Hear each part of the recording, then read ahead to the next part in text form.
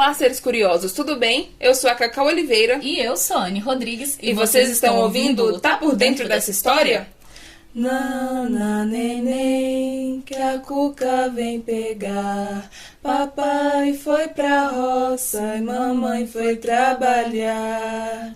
Quem nunca assistiu o Sítio do Pica-Pau Amarelo e morria de medo da Cuca, uma das principais vilãs do programa que sempre estava perto de um caldeirão? Pois chegou o dia de falarmos sobre ela, uma das mais conhecidas entidades do folclore brasileiro, além de ser uma das que nós duas mais gostamos. Monteiro Lobato foi um dos principais nomes da literatura infantil brasileira, e tanto seus livros quanto as adaptações para a televisão por muito tempo fizeram sucesso entre as crianças. Entretanto, a Cuca apresentada por Monteiro Lobato é uma adaptação própria do escritor, considerando que existem diversas origens e versões da criatura, vindas de muitos lugares diferentes. Então, o que Lobato fez foi reinventar a Cuca à sua própria maneira, criando assim a versão mais popular na memória dos brasileiros. Graças à forte presença que sua criação teve na infância da maioria de nós. Bom, vamos tentar juntar o máximo de informações sobre a Cuca aqui nesse episódio da maneira menos confusa possível, mesmo que passando por diferentes culturas do mundo. Para o episódio de hoje, nossas fontes foram o livro Geografia dos Mitos Brasileiros, de Luiz Câmara Cascudo, o livro Lendas, da Chiaroscuros Studios, a revista 20ª Semana das Letras da Universidade Federal do Paraná, volume 2, Trabalhos Completos, matéria As Origens da Cuca de Monteiro Lobato, uma aproximação entre Egito, Portugal e Brasil, por Derner Gabriel Ferrari e Renan César Venazzi Fochiera. O site do Conselho de Monção, o site Cultura Genial, o site da editora Pendragon e o site Mitologia em Português. Geralmente, a Cuca é definida como uma bruxa muito velha, corcunda, que pode se transformar em jacaré ou até em qualquer outro animal que queira, e que vem durante a noite para capturar as crianças bagunceiras e que se recusam a dormir. Entretanto, existem várias referências espalhadas pelo globo de como e onde surgiu essa entidade. Uma delas vem da Europa. Durante a comemoração do Corpus Christi em Portugal, na cidade de Monção, é separado um momento na celebração para homenagear São Jorge por sua luta contra a coca, que também é conhecida como Santa Coca. A festa, repleta de espetáculos de rua, mantém viva na memória dos portugueses uma história que pode ser lenda ou não. A narrativa conta sobre Jorge, filho de um casal novo rico e que cresceu como um jovem gentil e forte. Desde novo, ele sempre teve talento com as armas e se empenhou nesse aspecto, tendo servido no exército do imperador Diocleciano. E sendo um jovem muito valoroso e corajoso, sempre foi muito estimado por seus companheiros, que logo o nomearam como tribuno e mestre de campo. O título de tribuno era como se fosse uma espécie de chefe militar. Um tempo depois, o imperador deu início a uma perseguição intensa aos cristãos, e durante esse movimento, Jorge conheceu a força e a fé que as pessoas tinham e que era tão intensa que fazia com que muitas delas preferissem a morte a negar o nome de Deus. Jorge então se converteu a Cristo e jurou servir sua vontade, protegendo os cristãos perseguidos. Num dia, enquanto caminhava pelas terras da Líbia, ele escutou um grito apavorado e desesperado. Então Jorge foi até o lugar de onde vinham os gritos e, ao chegar lá, se deparou com uma grande fera que tentava devorar uma jovem moça. O monstro era um dragão que foi atacado por Jorge sem piedade alguma e acabou morrendo pela lança do guerreiro. A jovem que ele salvou era uma princesa, filha do rei da Líbia, que ficou comovida pelo ato heróico de Jorge e passou a conhecer a sua fé. Então ela se converte ao cristianismo. Depois disso, São Jorge continuou com seus grandiosos feitos em nome de sua fé, fazendo prevalecer o bem sobre o mal, e acabou por conquistar espaço na celebração do povo de Monção. Conhecida como Festa da Coca, a celebração enfatiza a luta contra o mal e o triunfo do bem. Na Espanha, principalmente na Galícia, durante as procissões de Corpus Christi, circula pelas ruas um monstro de papelão e lona, de 5 metros de comprimento e 2 de altura, que recebe o nome de Coca. É um dragão com patas de grilo, cauda como a de uma serpente e que possui asas enormes. Voltando novamente para Portugal, em Algarve há uma versão humanizada da Coca, que é o terror das crianças. Durante a procissão dos passos, um tipo de espantalho que veste uma túnica amortalhada e tem a cabeça coberta, sendo possível ver apenas os olhos, persegue as crianças para que elas não atrapalhem a marcha processional. Esse espantalho também recebe o nome de Coca, porém acredita-se que seja apenas o Farricuco, que, para quem não sabe, são alguns personagens que participam de procissões simulando os dos guardas romanos, vestindo uma roupa escura com capuz e tocando uma trombeta. Ao chegar no Brasil, essa coca da procissão adquiriu o nome de farricoco ou morte. Em Portugal, a palavra coca recebe mais uma atribuição, sendo compreendida como as abóboras onde colocam luzes dentro e usam para assustar as criancinhas. Essa tradição é bastante similar ao Samhain e ao Halloween. Mas enfim, por que existem tantos elementos que recebem o nome de coca? A palavra coca ou coco nas tradições ibéricas se referem à cabeça. Inclusive, no antigo castelhano popular, utilizavam a palavra cabeça quando se falavam em humanos e coca para a cabeça de animais. A palavra coco era como se fosse um sinônimo de coca, porém no sentido demoníaco. Então, na Espanha, coco significava um fantasma que assombrava as crianças. A origem de coco vem da raiz grega cacos,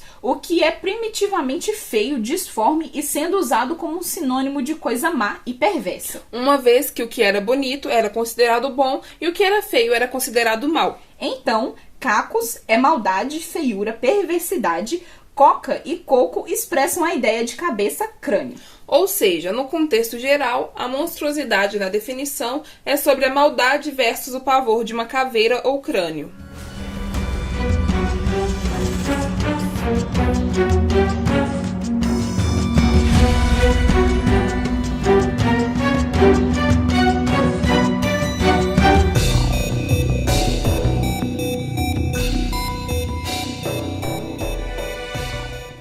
Ao chegar no Brasil, nos deparamos ainda com influências africanas e indígenas. No idioma angolano, imbunda, a palavra cuca significa avó ou avô, o que remete a essa ideia de velhice. Essa visão da velhice e decrepitude são bastante perceptíveis no negro velho de Minas Gerais, que é facilmente interpretado como um cuca. E no Ceará, o negro de Angola segue essa mesma linha. Já no tupi, essa mesma palavra significa trago, o ato de se engolir de uma vez só.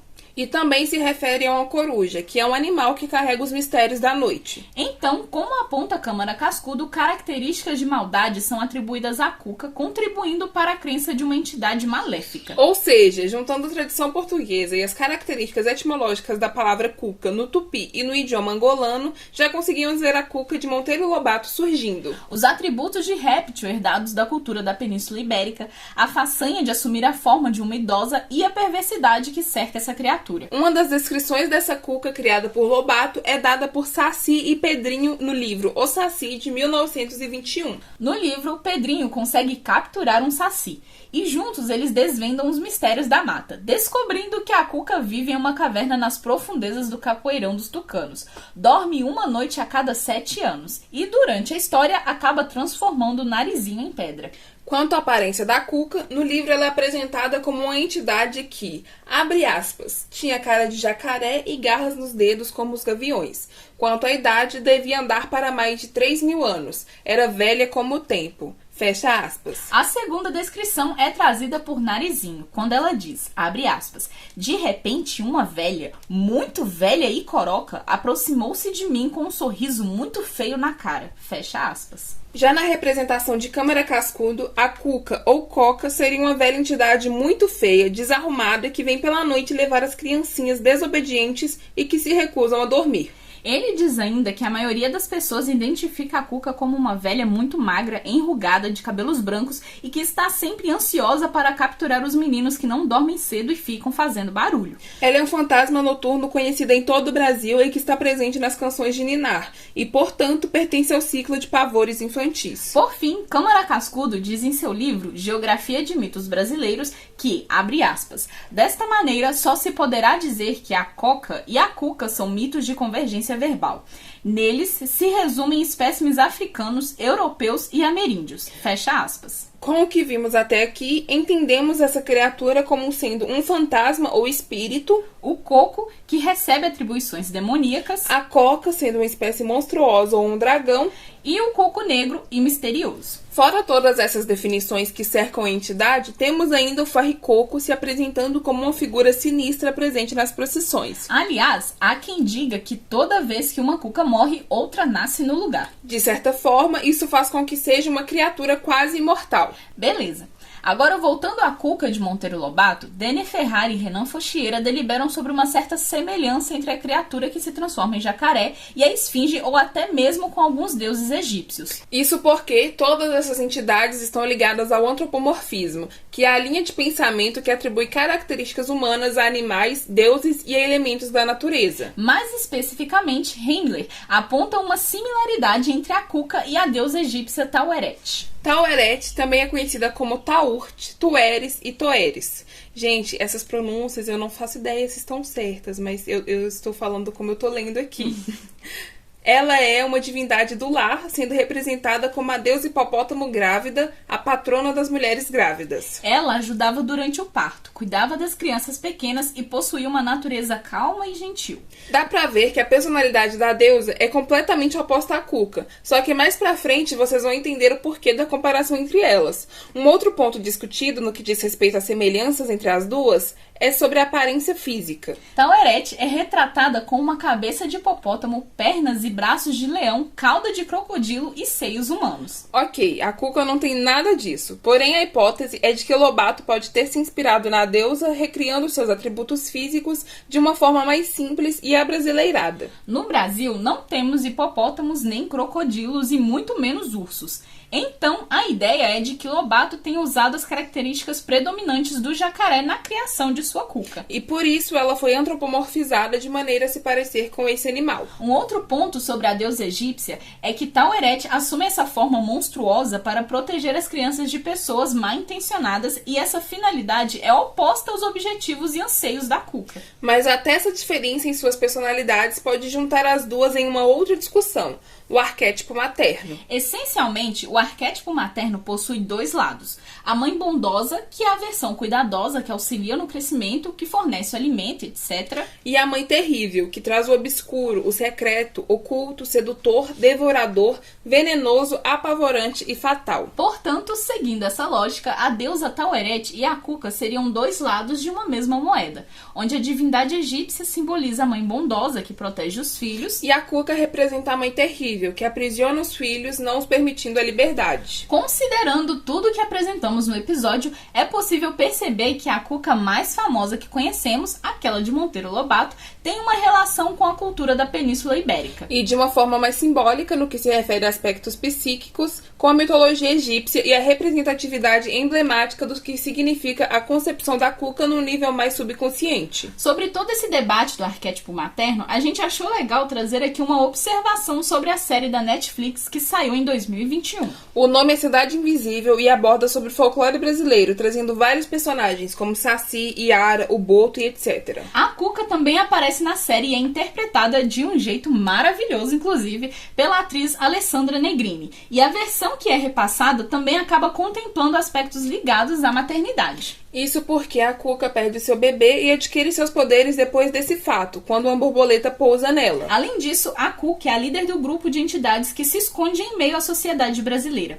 tendo mais uma vez aquela ideia de cuidadora e protetora que é relacionada ao arquétipo materno. Interessante mencionar também que na série essa entidade possui um vasto poder mágico, e uma das coisas que ela costuma fazer muito é controlar borboletas, e pode até se transformar em uma. O que remete a uma das versões dos mitos brasileiros, onde a Cuca pode se transformar em mariposas e outros animais. Então, mais uma vez, a Cuca apresenta características distintas. O fato é que a Cuca possui muitas versões e interpretações, apesar de que essencialmente é uma criatura voltada a aterrorizar crianças. E que, independente de quem conta e como conta, a criatura é com toda certeza uma das mais poderosas do folclore brasileiro, possuindo muitas façanhas mágicas e formas de se apresentar.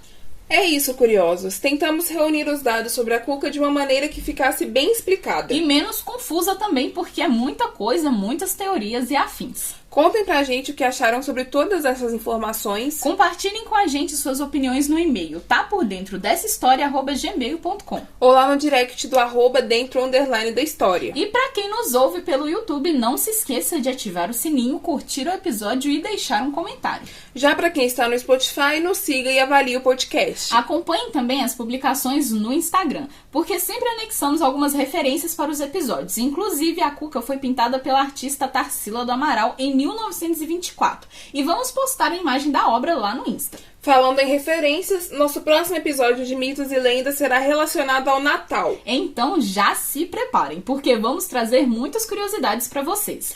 Um abraço enorme e até o próximo episódio. Esse episódio foi gravado por Carolina Oliveira e Flaviane Rodrigues. Roteirizado por Carolina Oliveira. Editado por Flaviane Rodrigues. E as artes do episódio foram feitas por Carolina Oliveira e Flaviane Rodrigues.